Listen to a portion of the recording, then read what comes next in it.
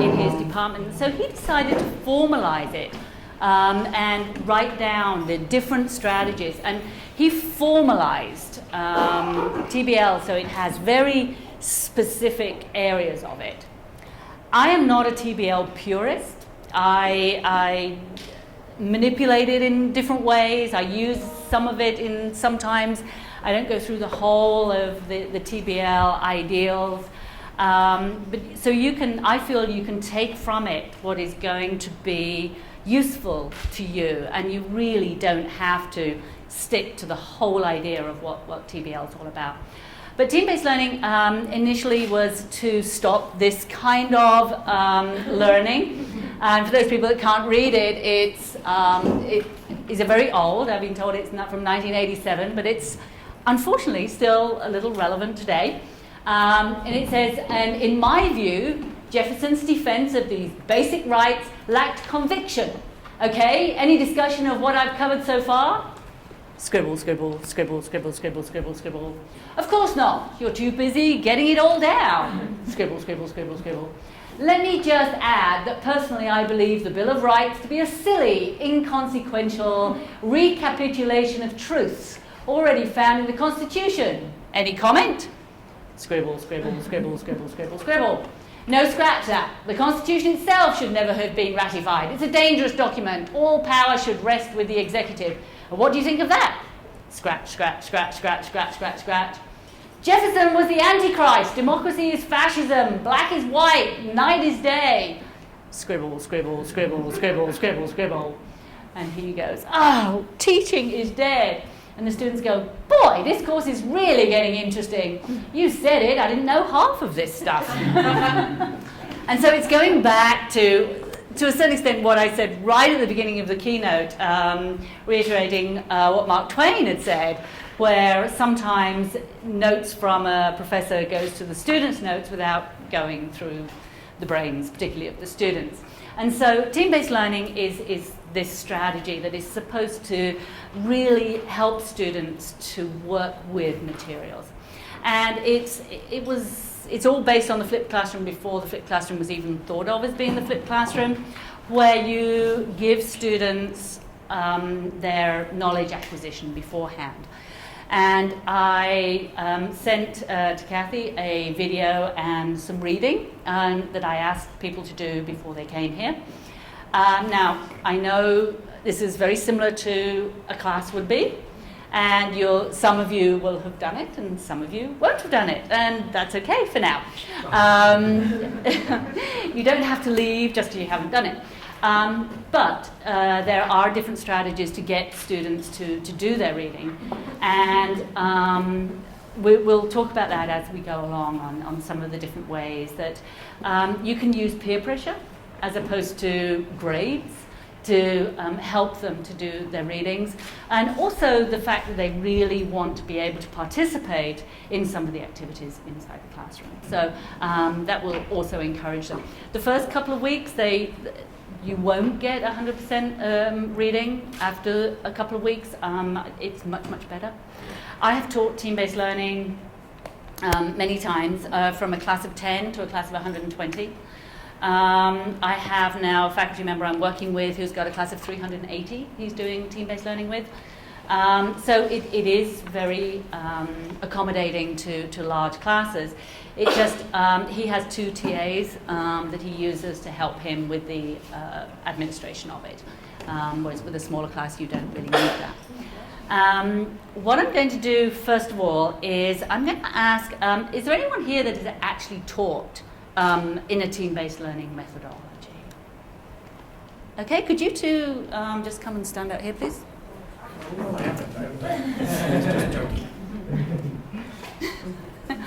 Just stand right over there, in the corner. No, just a little bit. Just a little bit. You know, you've taught a little bit of smatterings of it. But we didn't follow that. Oh, that's okay. Come on, you can come out too. Smatterings, yeah. Smatterings will do. Then we want a line, so if you can, we don't want you in the corner. So if you can stand next to him. Kathy, you can come and stand in a line here. You said you've taught a little bit of it? No, okay. Even if we didn't call it that. Even if you didn't call it that, that's great. Thank you. Okay. We're experts. Right. And who Everyone come up. No. Who did the reading and watched the video? Both? Both? Both? Okay, you can come and stand up here. Come and stand in line just here. I had peer pressure while I was reading. And it works, right? It worked, I did. No, can you come to this end of the line? Sorry. This end of the line. We're lining you up. Okay, who did either the reading or the video? Can you come and stand up? This end of the line? This end of the line? Okay, and the rest of you come and stand at the end of the line now.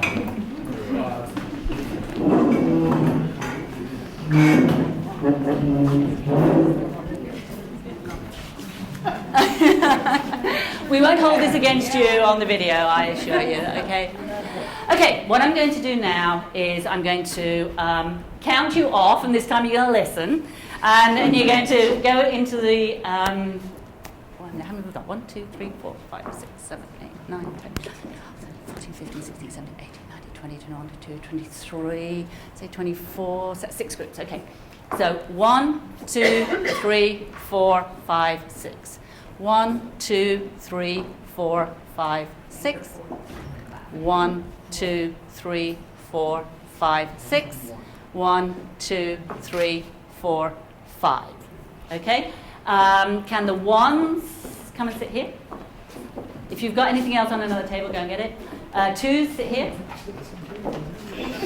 3, sit here. 4's here. 5's here. And 6's here.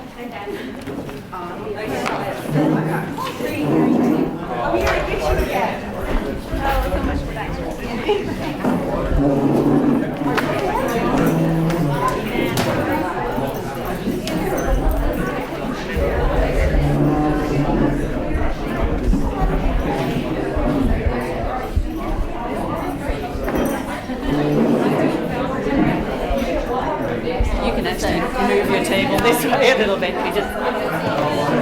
Oh, good. That'll be 6. Same group. Hi, we're meant to be. That's a little ironic. Yeah, there should be another 3, and you're here.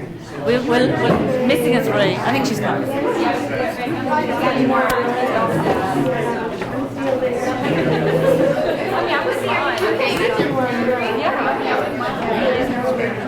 Okay, so where have we got? Wait until they stand down. Is that?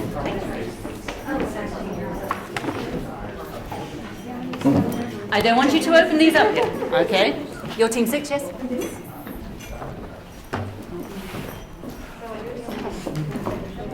just didn't want to take notes today, so I'll take notes on the device so I can email everybody.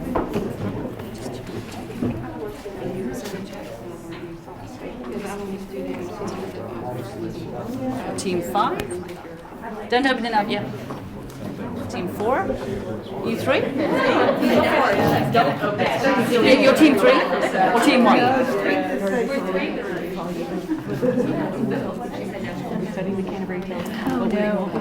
Okay. So what we'll talk about what we did just now. What we're going to do now is that we're going to have a look and see really how much you understood of those readings and the video. Did you get that conceptually? And the way I'm going to try and assess that is I'm going to give you a test. It's called a readiness assurance test. Because what I'm going to do, I'm going to see if you know the basic understandings of something we're going to talk about. And so I can find out, if you didn't read it and you still have those basic understandings, that's fine. That doesn't make any difference. If you've got a lot of pre-knowledge there, that's fine. But what I've got to do is I've got to find out, make sure everybody has the knowledge before we can start using that knowledge. So remember the blooms? So we're looking at the bottom square there. So have you got that content? And did you really understand it?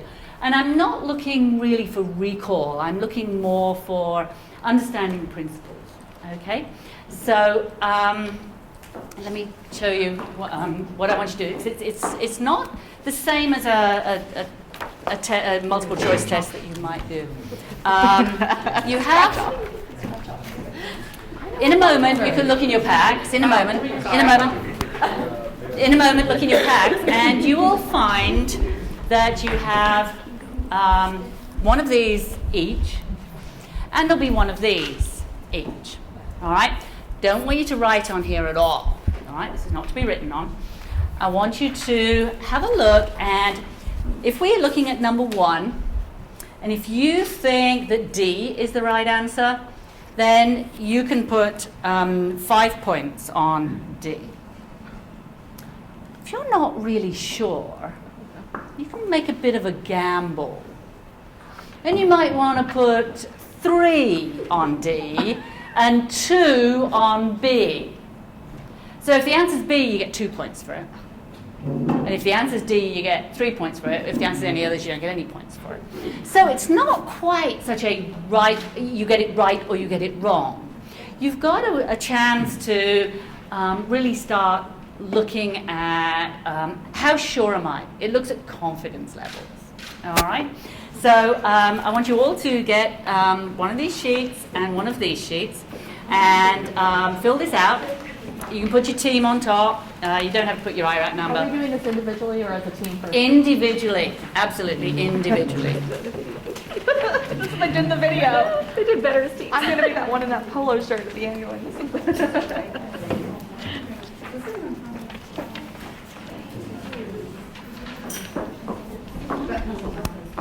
What's our RAD number? Is it 1 or? Yeah, call it number 1. Rat number 4. Right, number 1. Does anyone need a pen? Anyone need a pen? Okay, can we do this absolutely individually? So we're not discussing it at all.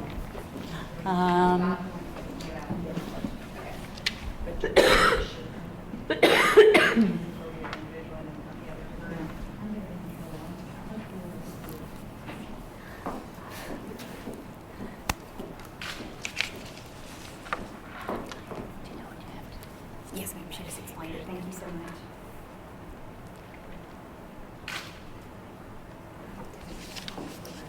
For a couple of years. I did, yes. At River Oaks, I loved it. That's beautiful.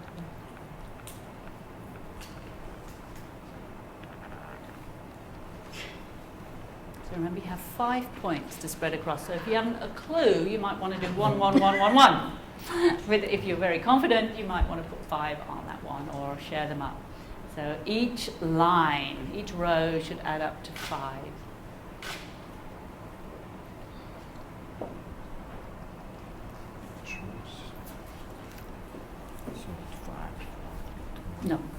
No, you've got 5 points. So which one do you think is the right answer?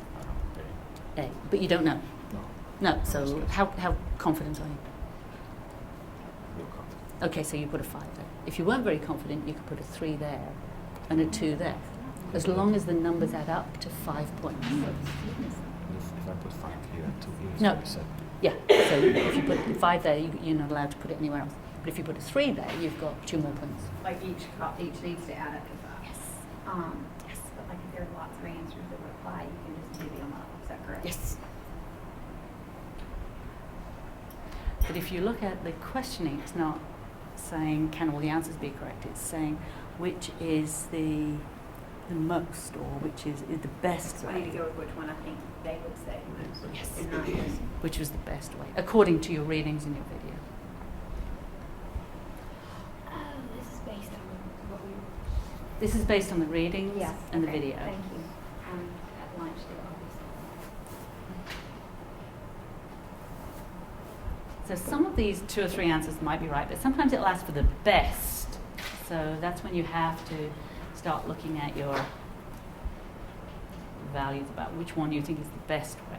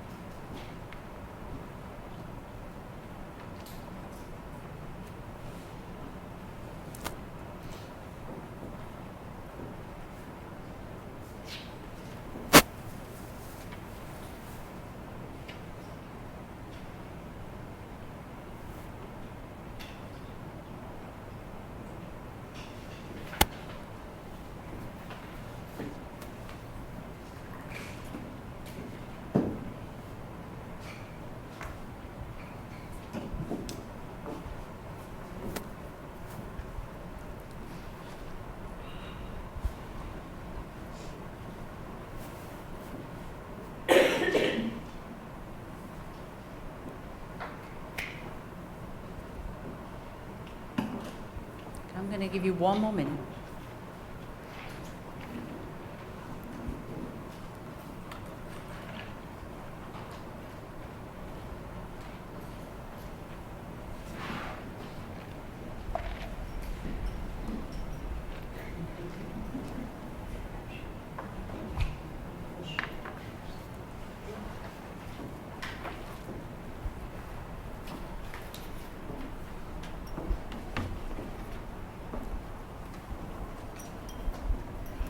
Make sure your name is on it, and can one person please collect up all 4 and give them to me as I go by.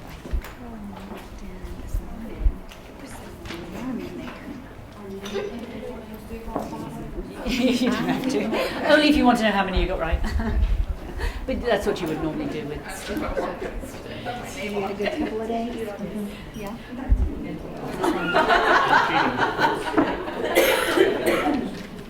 Oh, I didn't tell them my points.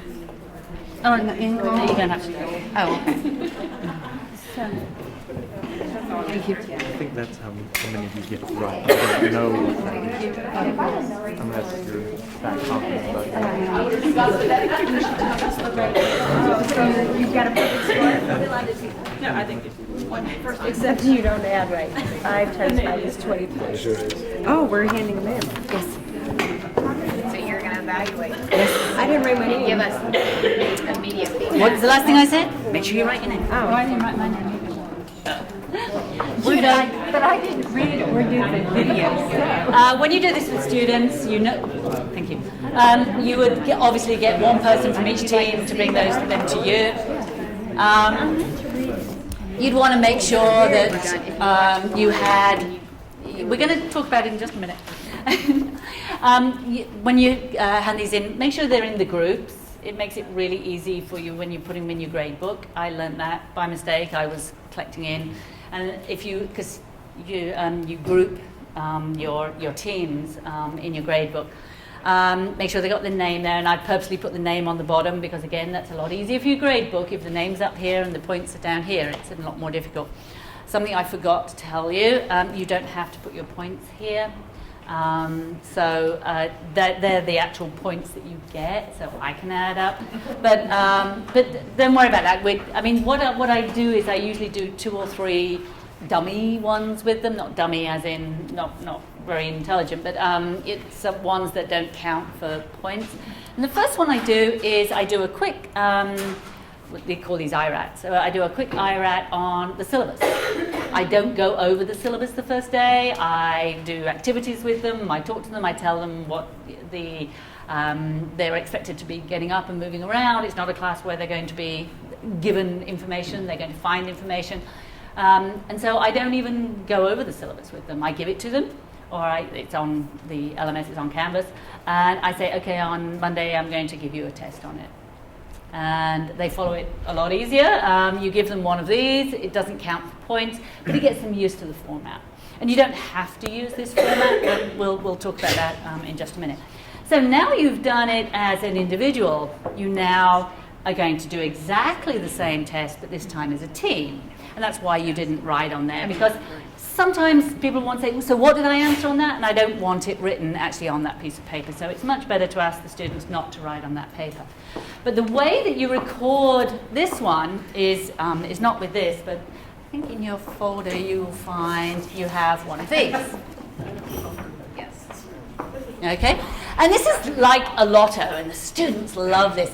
I've done exactly the same thing with, you can do it on the smartphone. You've got something called Learning Catalytics that you can actually do almost exactly the same thing with Learning Catalytics.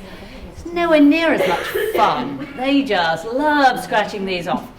And what you need to do is that you talk about question 1, and you come to consensus about which one is the right answer. And it's about why it's the right answer as well. So encouraging people to say, why do you think that, particularly if 2 people think 2 different things. So eventually, the person who has the best argument is the one who we decide which one to scratch off. So if you think it's going to be A, you scratch off A. If it's blank, that wasn't the right answer. So then you have to say, not let's go on to 2, which you would normally do in a test. But what you have to do then is say, okay, what did we do wrong? What did we do wrong? What was wrong with our thinking there? And so then you have to think again, and you have to choose another one. And so you then scratch off. When you've got it right, there'll be a little star underneath it. And everybody goes, yay! So we know that you got it right. All right. So as a team now, you get consensus on each of those 5, and you get one person, or you can share it. Sometimes they make it go round, and scratch off just the first 5. Okay. Where do you get these sheets? Or a key, or a pen, or anything like that.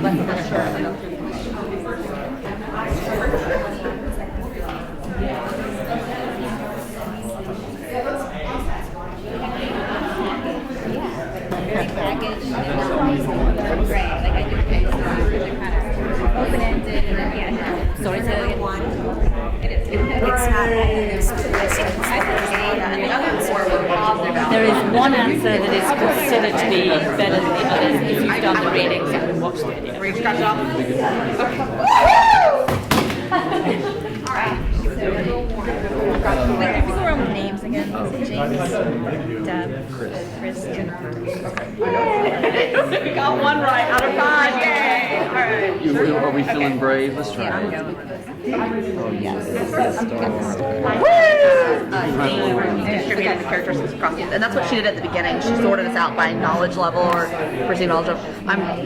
Why did you think it was A? The one thing that was the one I had the question about is like a survey. And for the survey, I did like a demographic survey. They sort but on the video, they gave you more information on the survey. So how do you? Why would you do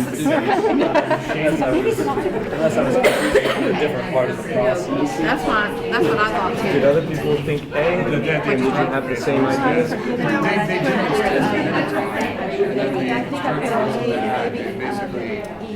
Oh, okay. So, see, enables less prepared students to still do well in the test. I feel like why should that be something we want to promote? And it doesn't talk about that in the article either. It seems like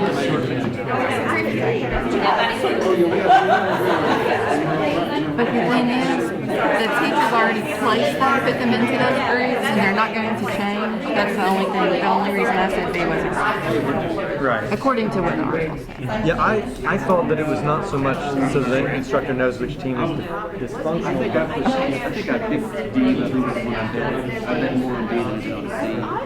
I was confused about this one. I thought it might be A or They have to go back to the drawing board.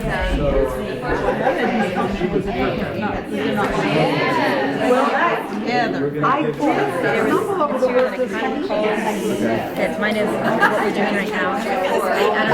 No, I didn't. I just wanted him to sort of modeling what I want the other members of the team to do, and not just because he sounds very confident about it, but because I want to know why he thinks that. If that's not what I got, it's like, wait a minute, that's not quite what I thought. And to try and get team members to stand up for what they believe in and have to articulate it. So getting them used to saying why is a really important part of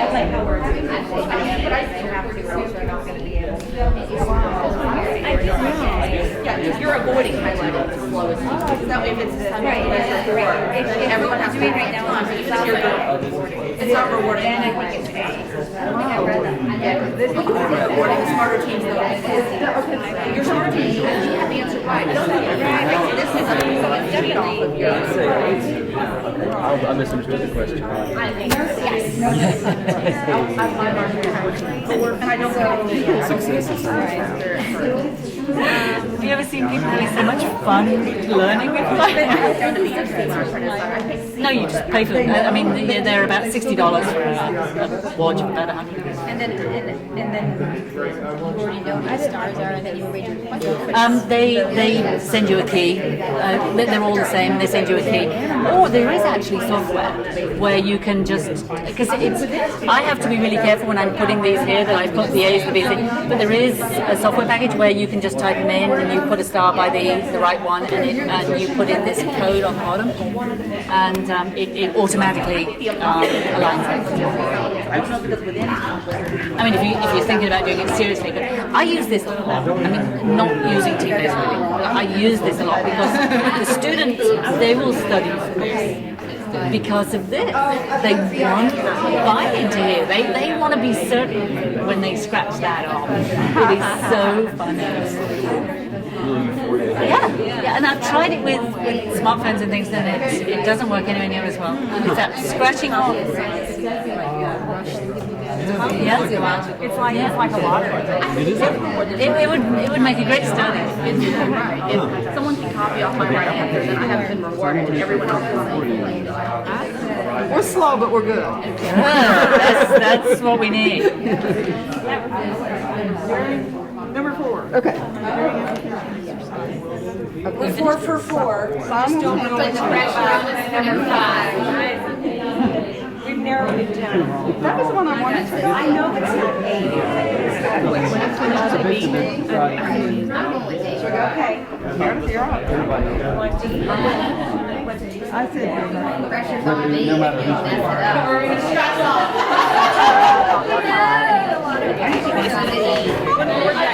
Okay, fine. We want to be right. We want to get all of them right on the first round. That's right.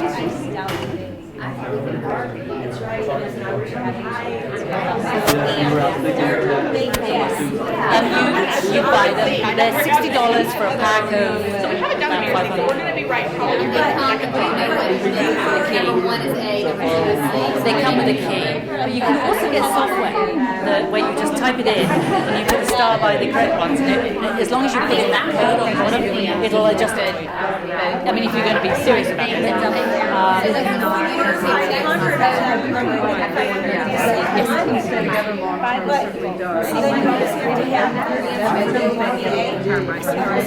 Well, no, because I do this, and then the next week they'll go 6 through 10, and the next week they'll go. That'll last you the whole semester. Well, depending on how many questions. I mean, some people are.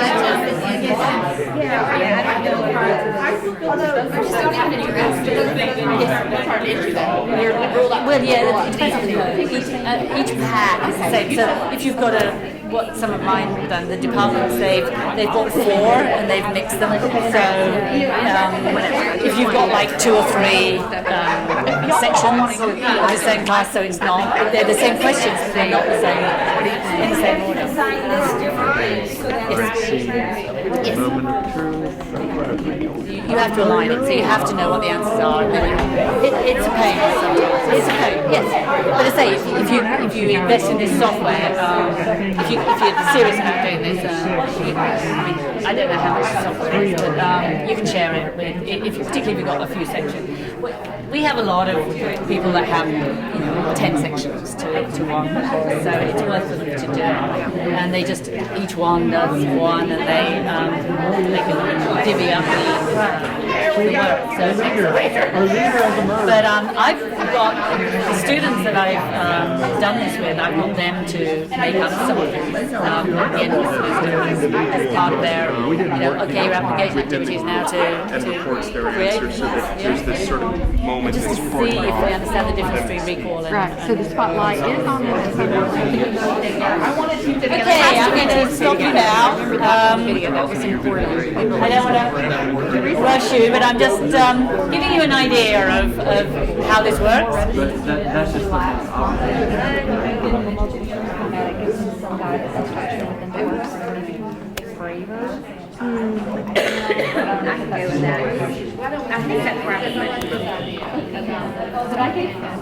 Okay, I just want to do a little bit of recap of some of the things we've done. And the first thing we did is I put you into teams. What you would normally do is have a clock up here and you'd say you've got so many minutes, and I try to give them enough time. I don't want, it's not quick thinking I want, it's deep thinking. And it's a good idea to have another activity for the teams that finish early, that they can be doing a sort of a fun activity, so everybody's not waiting for everybody else. But just to go through some of the things that we've gone through so far. One of the basic principles of team-based learning is that you make strategically formed permanent teams. Now, by permanent, it's the course, not for the whole graduation thing, which sometimes can be problematic if you get a team that don't work very well together, or you get one team that doesn't work very well. So the strategically formed, and then what you have to do, there's not a formula for this. What you have to do is you have to say, okay, for the course that I am teaching, what are the skills and qualities that would make a really, really good student in my class?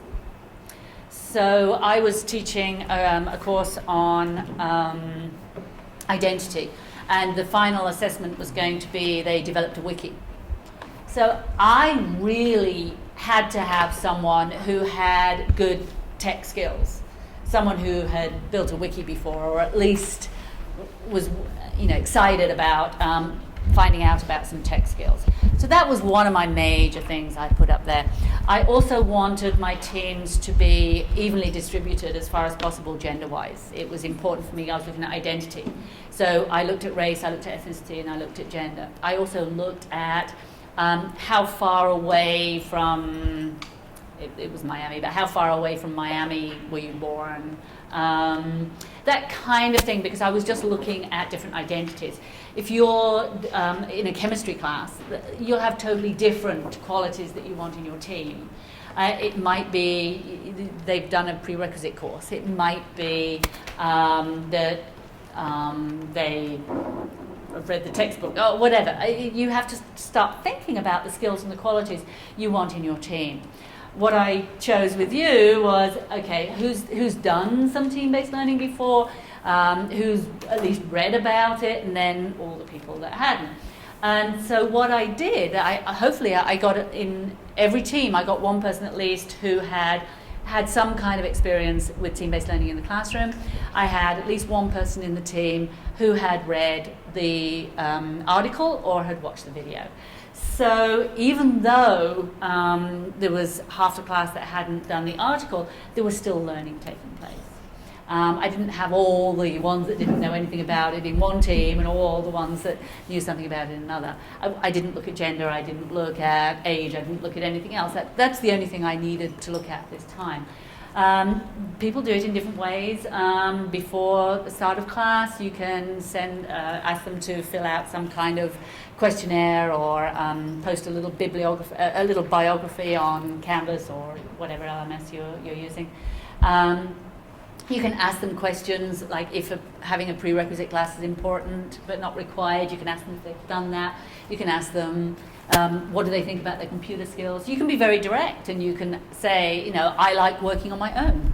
I like working with a team. So there's many, many different tests you can use out there. What's that one where you do your learning? The Greg Myers-Briggs and the Myers-Briggs test. Some people do that. There's another one where you're a color, you're either a blue or a red, and some people do that. And so it's entirely up to you. It's very fluid about how you want to make these teams, depending on what your strategy is in your class, depending on what qualities you need in your class. So keep that in mind when you're doing your strategically formed teams. And the permanent teams are really, you will build a rapport between these people. Sometimes it's positive, sometimes it's not so positive, but it will be a rapport. And people feel a great deal of allegiance to this team. And that's one of the ways that you get to read. If I were now to say, okay, next week I'm coming and you're going to be in the same team, and I give you some readings to do, you're going to feel a lot more inclined to do those readings, knowing who's in your team, knowing the type of things that we're going to be doing. So there's the peer pressure of your community, of your team, actually works extremely well, better than most other things that I've found. But also if you give them a fairly fun activity to do, they want to be involved. Who was somebody who really knew nothing about team-based learning and didn't do the readings or anything, who felt a little bit lost? Okay, so how did you feel when you were doing the scratch-offs? When they were doing the T-RAPs? How did you feel? I actually felt fairly confident with some of the first ones because some of them I just felt like I brought some knowledge into the situation.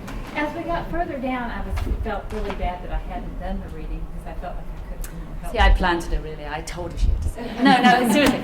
But you ask students that, and they'll answer exactly the same thing.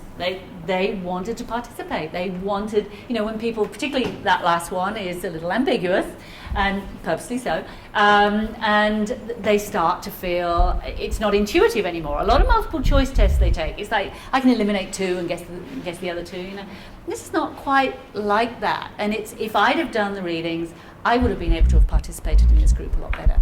And so that's why the whole idea of strategically formed teams and permanent teams is quite important. Now, you do sometimes get one person or 2 people, well, one person who really doesn't do it. They've got no matter what you do, peer pressure. I know some faculty members who have allowed a team to vote someone off a team. And that's entirely up to you. And I think it really depends on what discipline you're in. I mean, if you're in something like social work, I think I have a bit more of a hard time with that than if I was in chemistry. So, because you're supposed to be able to work through stuff like that a little bit more. So think about your learning outcomes. And if your learning outcomes are, you've got to get on with these people and this is really an important outcome for me, then you might not want them to use that strategy. If it's totally messing up one team's, and they're learning. If it's interfering with their learning, then I think there's justification for doing that. Obviously, as a last resort, and there's a lot of things you can do to intervene. And one thing I would really, really stress is that when I'm doing team-based learning, I do not give them assignments to do as a team outside the classroom. That is not part of the team-based learning because I have then no idea or control or way of knowing how well they're working as a team. If they're always working as a team in front of me in the classroom, I've got a much better feel for what they're doing. So any types of collaborative learning, I ask them to do it inside the classroom. The one time I asked them to finish something outside the classroom, that was when everything went haywire and people couldn't turn up and somebody had 3 jobs and somebody did it all and somebody else didn't like it and I got more emails and more angst because I asked them to do one assignment outside the classroom. So when you think That student that gets voted off, what ends up happening to him or her? they have to work on their own. They just do the IRAT. They lose their points for the TRAT. Wow. Yes. Is this part of like doing team study groups outside class? Encourage them to get together as a study group? You can do, but what I would say is don't evaluate it. The students are very concerned about what you evaluate. And as long as it's a study group, that's fine, as long as you're not evaluating. If they're permanently formed teams, they go, hey, let's study outside of class, that's great, if it's a voluntarily thing. But a lot of the time, we give our teams assignments outside the classroom, and that's not one of the philosophies of team-based learning. Team-based learning it's about having teams inside the classroom and doing things collaboratively inside the classroom. But having said that, there is some online team-based learning going at the moment, which is kind of interesting. I'm not totally convinced about that, but I'm following it just to see how it goes and how it can be converted. I guess in this definition, team-based learning, major projects that involve lots of work outside wouldn't fall under this. No, what you would do is you would do a lot of the concepts that they need to know to be able to do those assignments inside the classroom as a team. But the actual assignment generally is an individual assignment. And so it's going back to that collaborative theory we were talking about. Do a lot of work individually and then bring into class and then work on it as a team. Yes. With their own Oh, absolutely. Yes. Yes.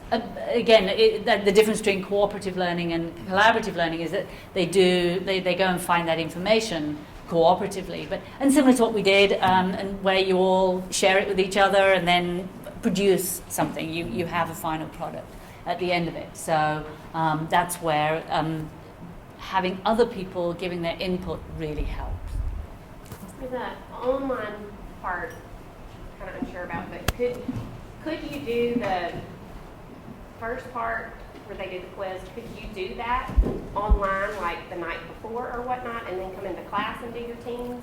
You could do, and if you are able to write your questions so it's an open book, Right.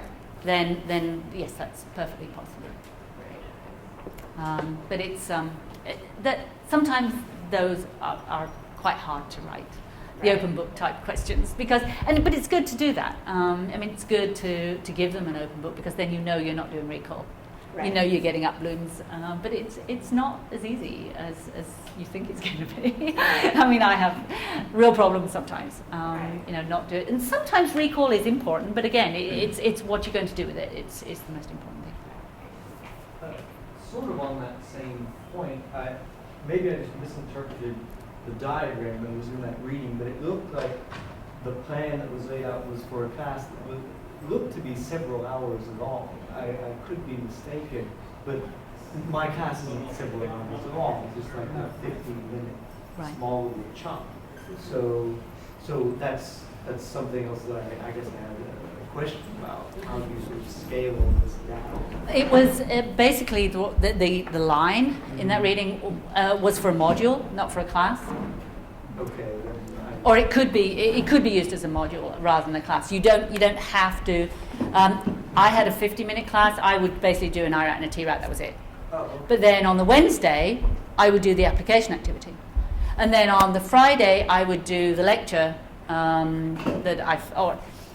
you do the lecture after the TRAT. So you do your IRAT, your TRAT, then you do your mini lecture, anything that's misunderstood, and then on the Friday you do your application activity. So it's a timeline, but it doesn't necessarily have to be one class.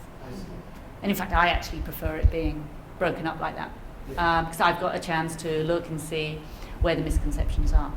Because when you hand in your scratch-offs, I can look, and actually when you hand in these, well, not so much those, but these, when I look at these, if over half my teams have got one wrong, I can very quickly look at this and say, okay, I need to go over that.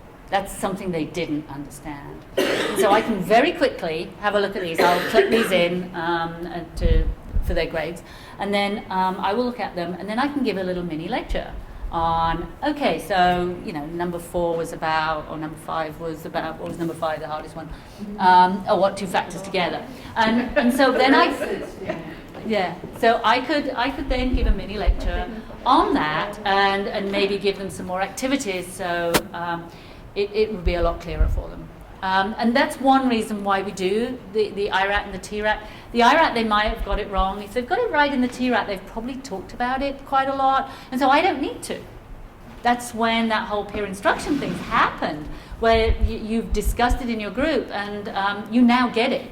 I don't have to go over that. It's when the group, I've got 4 or 5 groups still getting it wrong, that's when I have to go in with the little mini lecture that they talk about. So it's not against lecturing at all, but what this is about is get to know what you need to lecture about. You don't have to lecture about lots of things we do lecture about. They already get it. They understand it. They can talk to each other about it. And so this will identify for you the difficult concepts, and which you need to have before you go on to your application activity. Okay? Yes? Can we order these cool scratch-offs from Epstein Yes. Educational Enterprises online? Yes. Yeah, they're about $60 for about 500, I think. And there is also they'll give you a key. They're all the same.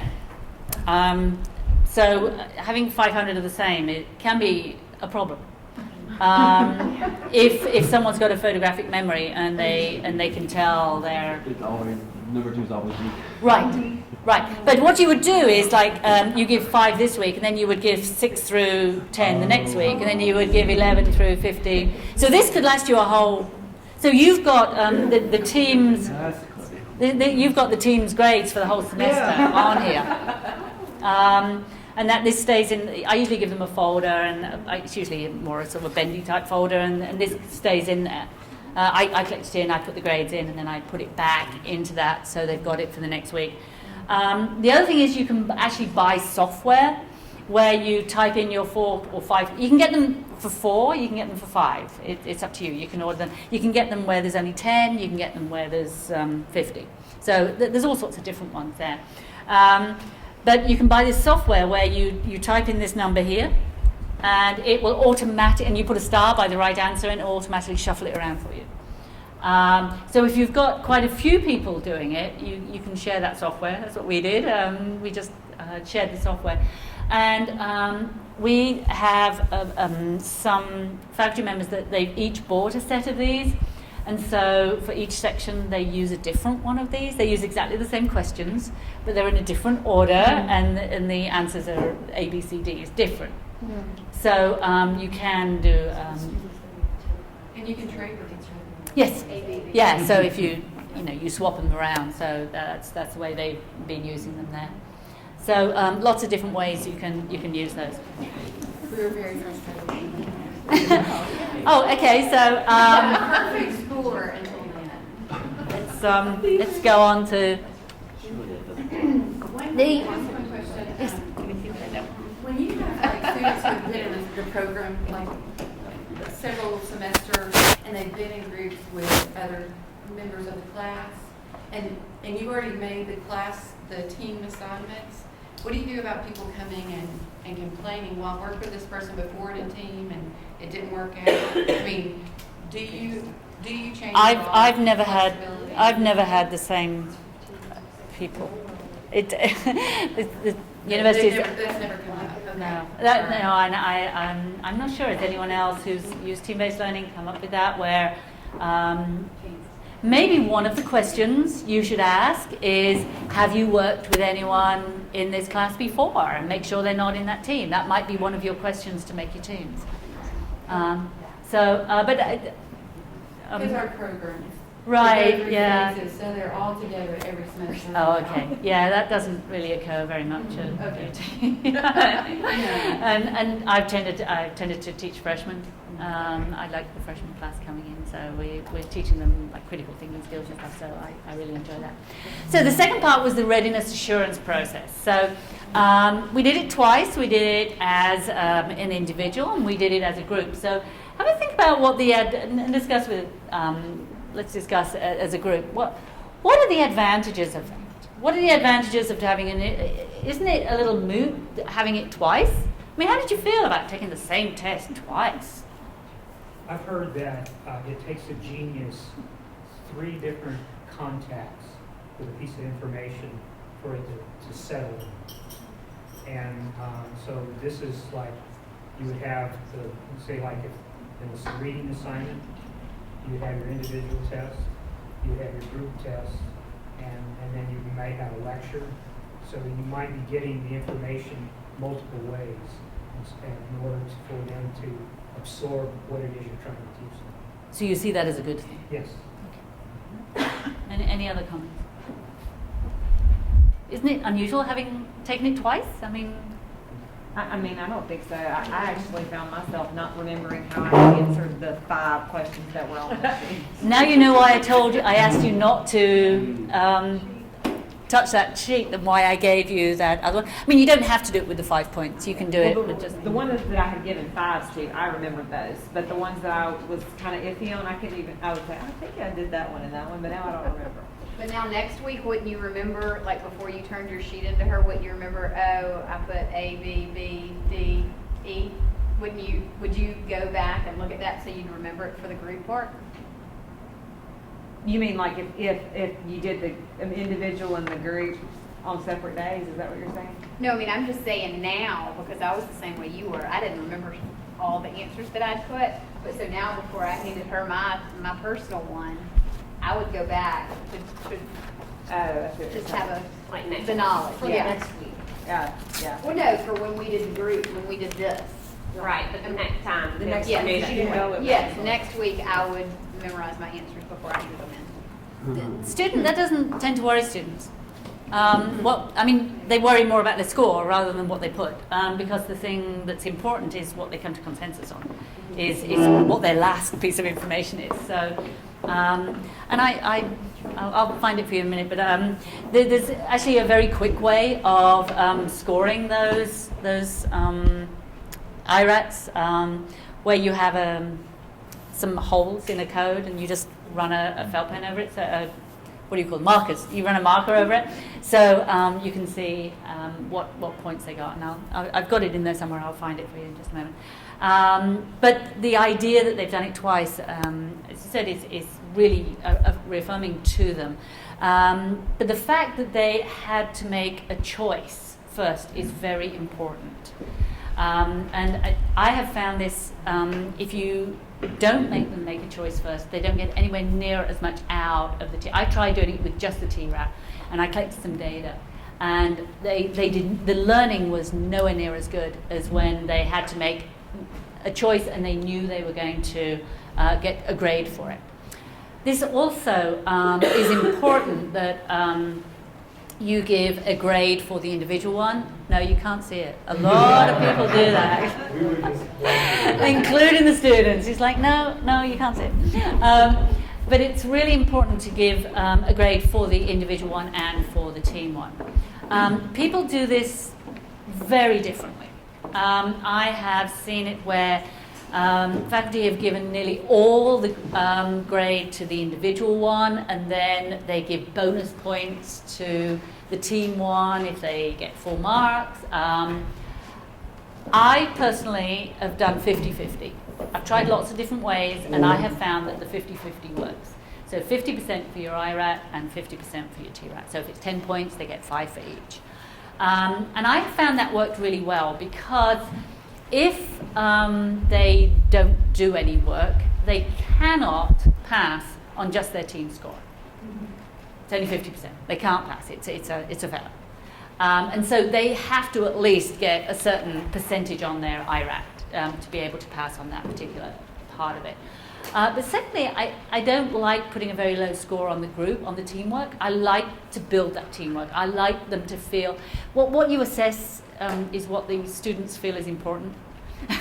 And so I want them to know that group work is important, and I can do that by giving them a 50-50. But again, it's entirely up to you. There are many, many different ways of doing it, and I've known some. In fact, one of my faculty members coming up this semester, he is allowing the students to choose their weightings as long as one isn't below 30. So they are allowed to choose what they want for their individual and what they want for their group. Sounds like a lot of work to me. It apparently is setting it up as a formula in Canvas, and it just happens. But I'm like, no, I'm sorry, I'm not that democratic, you know. But if that was probably one of his learning outcomes, and he wanted students to make good decisions, and he wanted them to find out, you know, what a difference it would make. That might be one good way, you know, especially if they reflect at the end of the semester to say, so if you did it again, would you make different choices? And that might be a good learning experience for them. Yeah. Can you clarify the appeals process? I was Yes. trying to read that, and I was trying to figure out what happened. Would you be better off, so if you say, got the answer right in the first place, the answer that's starred, versus if I say pick something else and then got it right the second time, but I really still felt like that other answer was right in one of the full marks. If my appeal is successful, do I get the full mark Yes. for that question? Okay, that's right. Yes. Okay. Yeah, that was. Oh, sorry. That's all right. I was going to go into that one. With the IRATs and the TRATs, I really didn't talk about this, but for the TRAT, not for the IRAT, but for the TRAT, if you feel the answer that was starred is not the best answer, or not the one, you have a different one that you feel you've got a really good argument for, you can appeal it.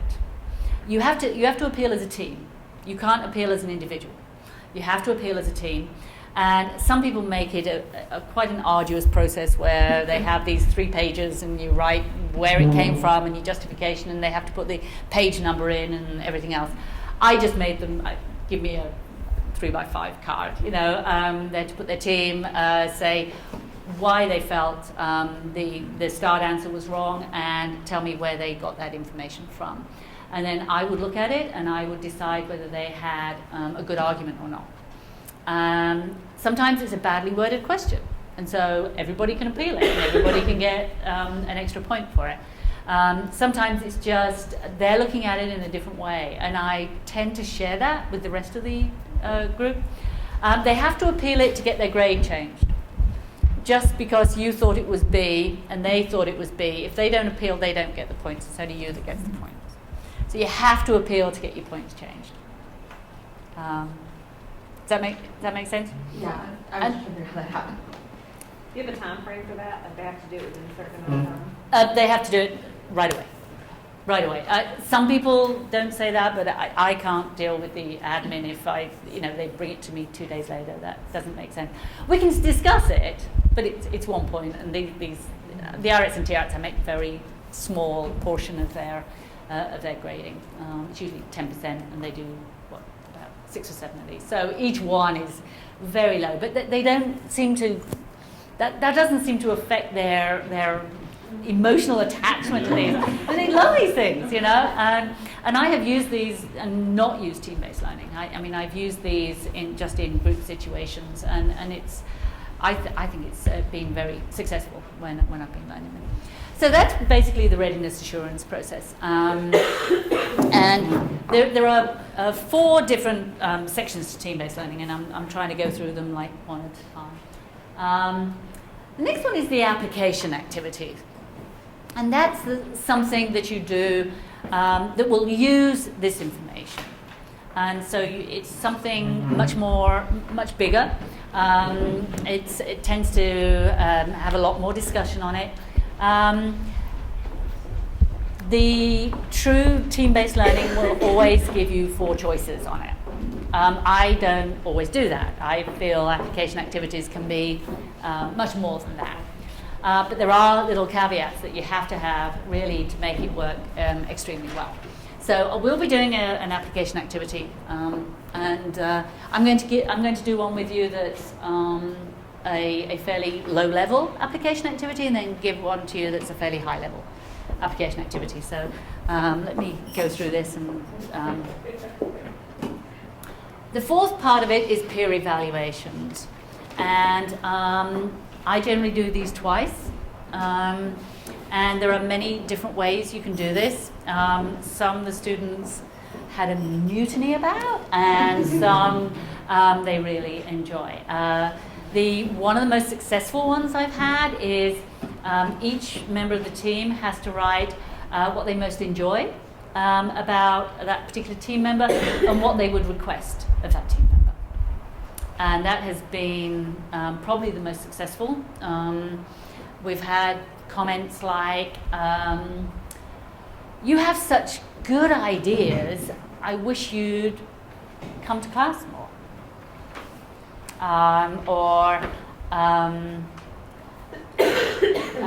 There was one that said, I wish that you would listen to other people more. Different things like that. They can say things that you can't.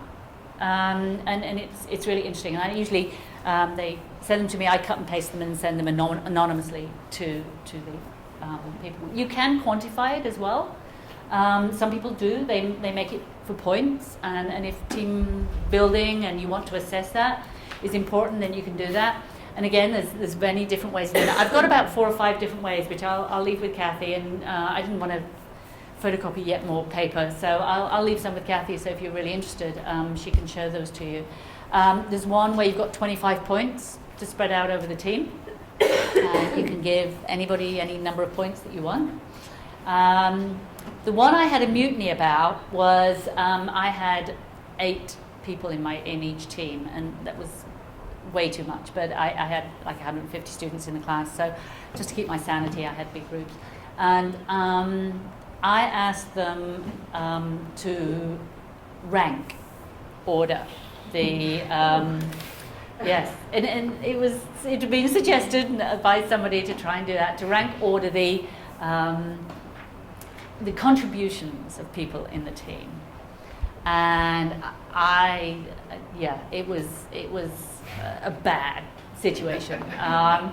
And I got one team that got together, and they did like 1, 2, 3, 4, 5, and then the next person just pushed one up. Got 1, 2, 3, 4, 5, and so everybody got the same.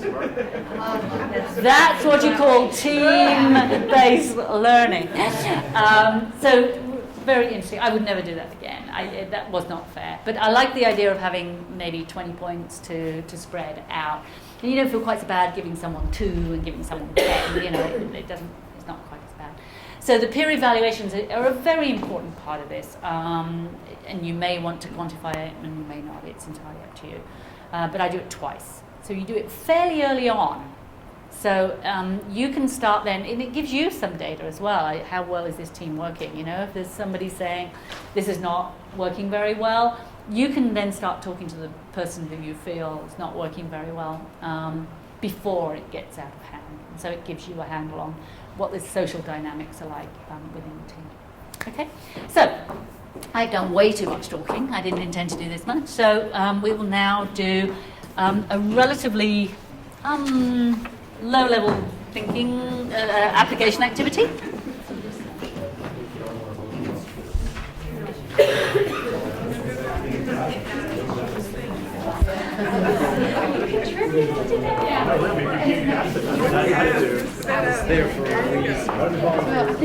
And this one you do as a team. You can talk about this as much as you want.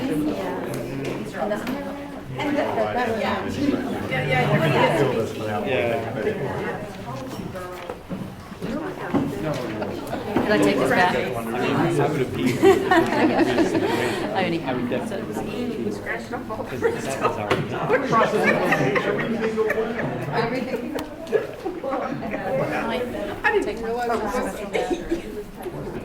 So this application activity, you've each got a copy, but you need to talk about it, try and justify which is your choice on there, and then come up with a consensus on which one you would choose. And I also want you to write a couple of sentences underneath it as to why.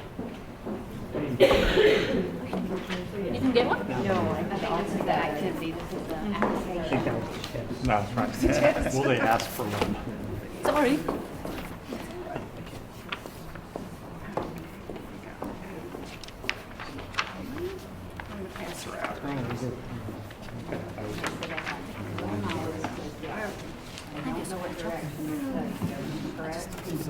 Majority of them. Yeah, rough majority undeclared first and second year, yeah. The rest is, so it's gonna be a mixture, people interest, a mixture of No, I'll all of that, use and then low knowledge on sociology. Yep. And some of them are neighbors. Did you have your special? Oh, I took it? Okay. A good. range of age, No, just one. Just one. says older than the traditional. I gave you 18, two? 22. 2 sets? Yeah. Oh, that's why they didn't get one. I knew I'd given out 6. I would assume that being a suburban college influences the dynamics of culture with students too. I would think Do you so. want our name, our group number on Do you want me to put the grade in your grade? We made an A. Oh, that's why. Where they grew up might be less salient to your. I did. Oh, really? When?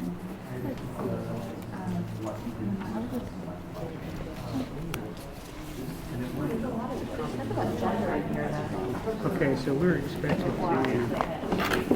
which of the following is the best order? Okay. I'm locked between D and C. I was here for 12. That's me too. I think major is not the first. But I'm so glad that we have to pick it up. It's really amazing. I'm just thinking that I heard her talking about gender in terms of the way she's doing it. Drawn to the others that there may be some quote-unquote hot topics, racially, gender-wise, age, and based on these commuter versus non-traditional, traditional versus non-traditional. But I really D is like where I One thing that she did say that kind of came up was trying to disperse as heterogeneously as possible. Yes. Males and females. You distribute all this. Yeah. That to me, that was one of the things I remembered about. And then all the So undefeated. that's what I thought about C. That's one, but I agree with what you said about D. That's, to me, that's important too. What were your thoughts? Yeah, I mean, the one D is so much more focused on how well, predictors of how well the students will engage with these units, whereas the other ones seem to be about, are focused primarily on creating a heterogeneous group, right? Exactly, the other three. Yeah, and I don't know that I necessarily agree with that mandate to create a religious study. Is this the line that you were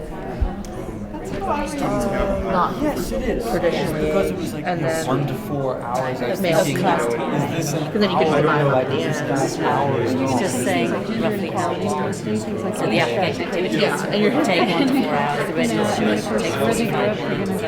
It wasn't. This is Right. I didn't, yeah. That makes much more sense. okay. Good. Sex and major and age. I think about, the first one, A, reading and Well, I don't know that I'm arguing for one of them. I'm just thinking somewhere those probably need to be considered somewhere in the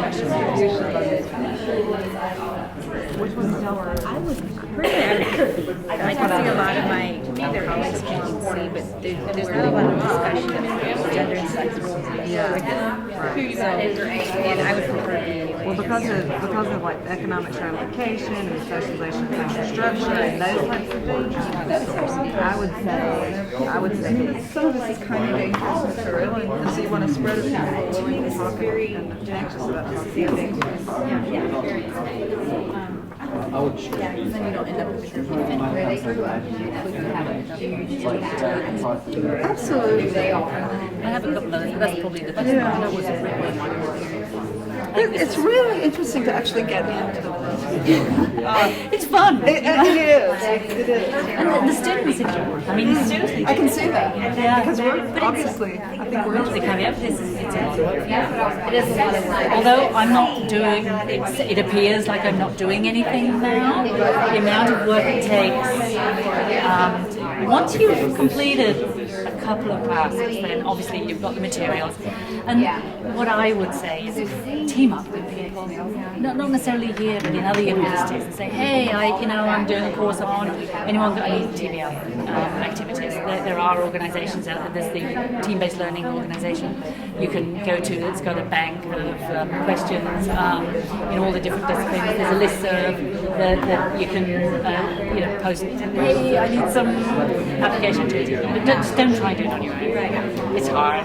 We have a team-based learning FLC, a faculty learning community, and people have been so helpful, just helping other people, not even in their own discipline sometimes, just helping them get these activities together. It's a lot of work. It's a lot of work.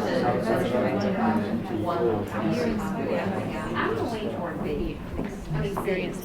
Yeah, with the content or college experience. Okay, I'm going to give you one more minute. One more minute.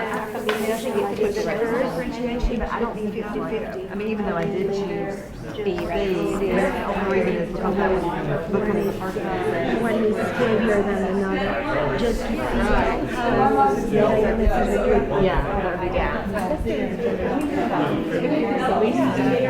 The next better one to choose because that just leaves us two. I don't like D with the surrogate. Wait a second, aren't we just picking one? Best order. Well, and now an argument for C could be that major really doesn't matter. I mean, that's not really what we're looking at, so. Okay, I want you to make a decision now. Make a decision. You're right, I misread that. Yeah. Okay, if you look inside your folder, you will find something that looks like this. Alright? So you have to decide if you thought A was the best answer, you show A. If you thought B was the best answer, you show B. Don't do it yet, just work it out between you. We're going to all show together. So just work out your A, B, C, or D. I think I They're all there. Okay, and everyone ready? Which one are you going to show? Yeah. Okay, so you have to fold it. That's it. So only see. Okay, can we have everyone holding up their cards? Okay, so we're going to C, an A and a D. Another A there. Okay, so this group here, can you persuade that group over there that said C why you didn't think it was C? Yes. Well,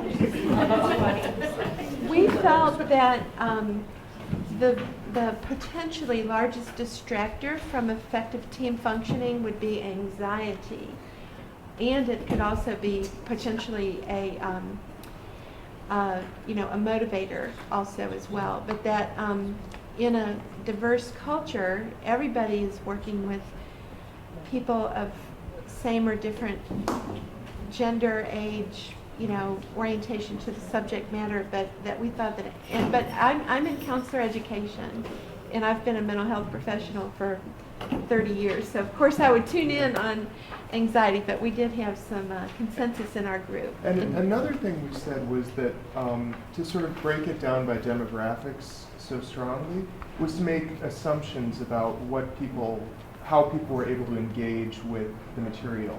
So for instance, if we look at like Unit 3 and say socially structured inequality, okay, so maybe a white male is uncomfortable talking about racial and ethnic inequality, they're uncomfortable talking about gender inequality, but are they? Is it necessarily the case that a white male would be less equipped, or, that any other group would be less or better equipped? That's kind of throwing assumptions onto people rather than kind of listening to what they're telling you about themselves. But we hesitated because she did mention that they need to be heterogeneously grouping, especially by sex, gender. And so we were kind of drawn to that at first, or I was, and then what she said made much more sense. Well, we did discuss it though as a group. We voted together. So, have they convinced you or not? Not at all. Not at all? Okay, give you a rebuttal. I'll let you said, I think right before even before we knew that we were going to have to rebut D, you said something that I thought was really good. I'm trying to remember.